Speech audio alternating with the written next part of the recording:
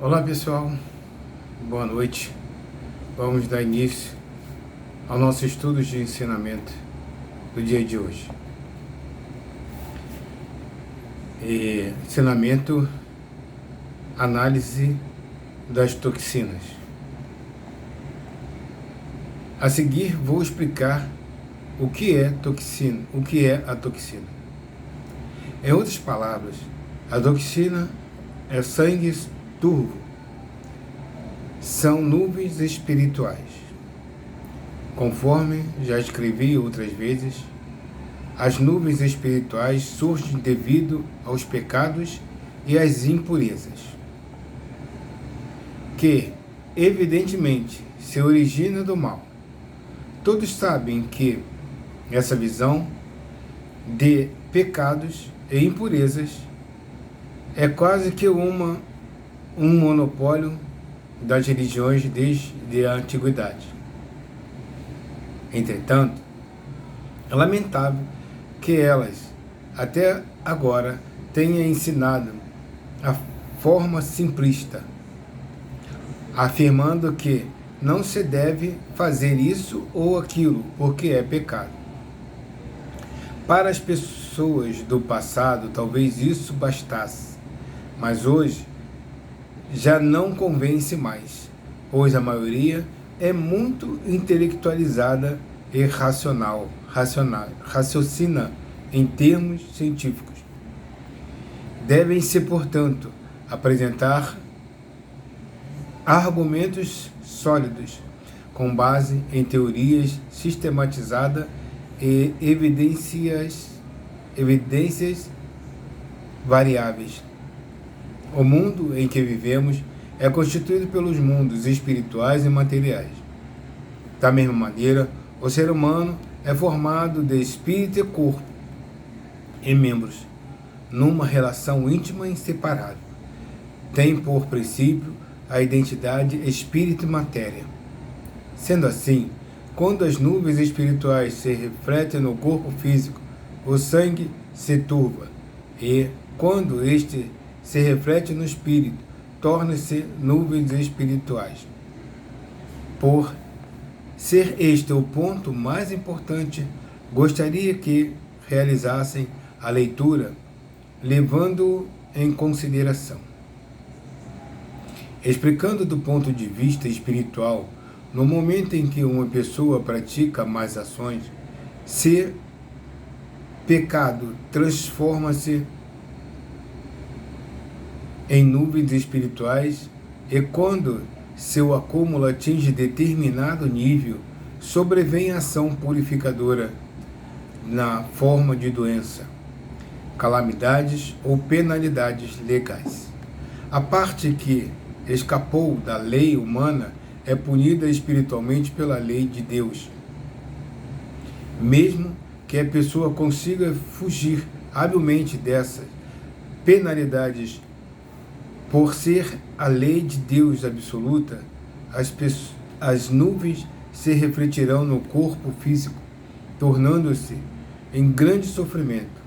Evidentemente, as doenças sobrevindas desses casos são malignas e, em muitos casos, chega até a comprometer a vida.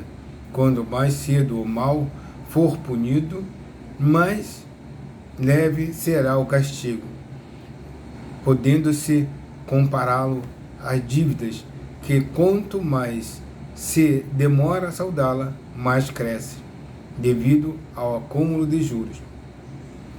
De fato, há malfeitores que conseguem livrar-se habilmente em vida dos julgamentos de Deus e do homem, mas, ao morrerem, seus espíritos passarão por um mundo espiritual e cairão nas profundezas do inferno, devido ao pecado do peso dos pecados. Então, por pior que seja um malfeitor, não há quem não se arrependa do que fez. É exatamente como o inferno de incessante sofrimento, citado no budismo, o fundo do inferno, mencionado no shintoísmo, e no ocidente, o purgatório, descrito no volume sobre o inferno da Divina Comédia de Dante Alighieri. Trata-se de um mundo de trevas, absolutamente sem luz e calor, onde o espírito nada enxerga, permanecendo congelado por centenas de anos. Por isso, não há malfeitor, por pior que seja, que não venha a desistir do mal. Para as pessoas da atualidade, talvez seja difícil acreditar em situações como esta, mas gostaria que me desse total crédito, pois são fatos que me foram transmitidos diretamente pelos espíritos por ocasião das pesquisas que realizei. E posso garantir que não existe nenhum equívoco. Voltando ao assunto, as pessoas começam a sentir peso na consciência por ter praticado mal. E esse sofrimento já é uma leve purificação. Seria bom que, nesse momento, ela se arrependesse do que fez, mas como dificilmente isso ocorre, a maioria das pessoas continua pecando. É claro que a quantidade das nuvens espirituais correspondente à maior ou menor gravidade dos pecados. Há ainda fatores indiretos. Por exemplo, quando se faz alguém sofrer, a pessoa atingida se enfurece, sente ódio, porque aquele que lhe causou o sofrimento, esse sonem se transmite ao espírito do malfeitor, como ondas de rádios por meio do elo espiritual, gerando nuvens em seu espírito. Ao contrário, quando a pessoa pratica o bem e alegra o próximo, o sentimento de gratidão do outro é transmitido de volta na forma de luz, e as nuvens espirituais diminuem proporcionalmente.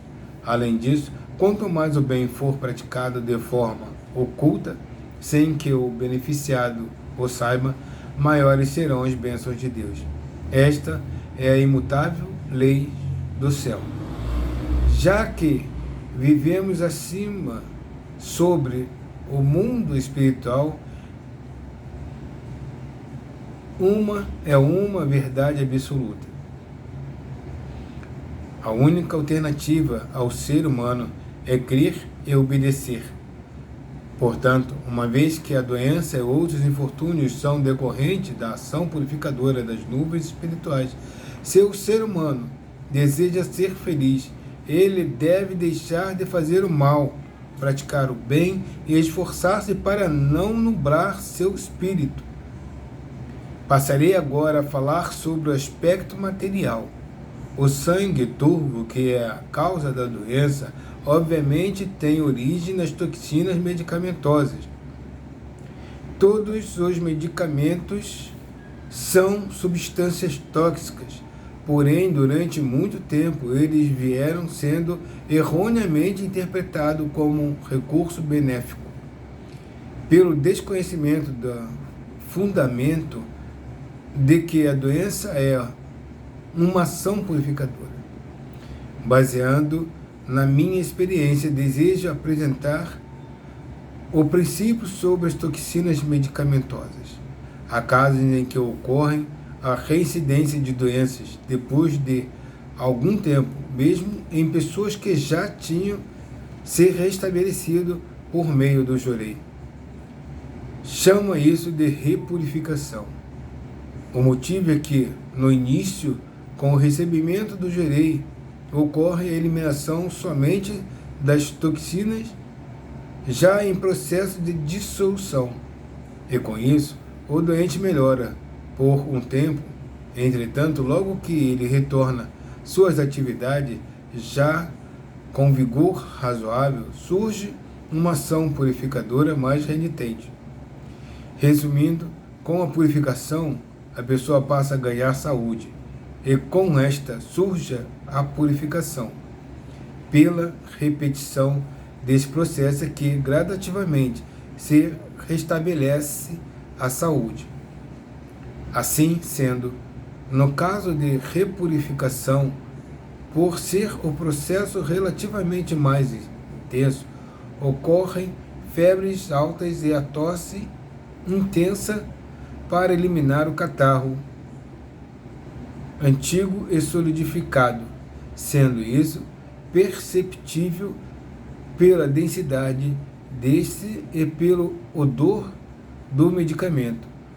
Obviamente, há ainda a perda de apetite e enfraquecimento do corpo, etc., podendo, às vezes, a pessoa sentir para partir para o outro mundo.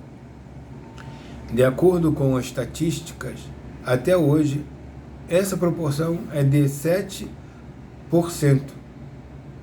Portanto, 93% das pessoas tornaram-se totalmente saudáveis e ativas com o jorei.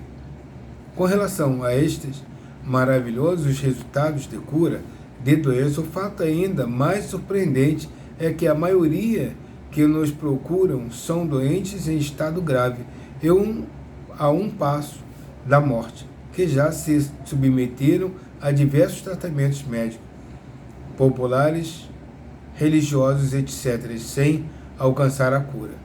Os resultados obtidos são tão maravilhosos que talvez seja difícil acreditar. A propósito, no caso dos 7% de pessoas que tiveram resultados insatisfatórios, a causa sem precedente foi a grande quantidade de toxinas medicamentosas ingeridas. Em suma, o jorei é um método de eliminação das toxinas medicamentosas, e isso torna-se evidente ao observarem que quanto maior for a redução da quantidade dessas toxinas, maior é a tendência de melhora. Logo, transformar o Japão em um país livre de tuberculose não é tão difícil. Pode-se alcançar perfeitamente esse objetivo, suprimindo os medicamentos e incentivando as pessoas a contrair resfriado. Uma vez que Deus criou o ser humano como o personagem principal do planeta Terra, providenciou a produção de alimentos suficientes para a sua subsistência, atribuindo sabor a cada um deles e paladar ao ser humano, comer com prazer aquilo que se tem vontade de comer é o suficiente para se manter a saúde, sem precisar preocupar-se, por exemplo, com os nutrientes. A mesma lógica se aplica à questão de procriação, que apesar de não ser o objetivo do desejo sexual, acaba ocorrendo como consequência natural dele. Sendo assim, o ser humano não deve ingerir substâncias estranhas que não sejam alimentos, isto é, deve excluir tudo o que é insípido ou amargo, pois isso indica que não deve ser ingerido. Por desconhecimento desse princípio, costuma-se dizer desde a antiguidade que o bom remédio é sempre amargo, o que constitui um flagrante equívoco, uma vez que a função digestiva não está capacitada a processar tudo que não é alimento, e o medicamento é uma substância estranha. Tal função não consegue processá-lo, ficando, portanto, retido no corpo. Isso constitui a causa da doença. 1º de dezembro de 1952, página 110 a 114, Alicerce do Paraíso, volume 3, Meishu Sama.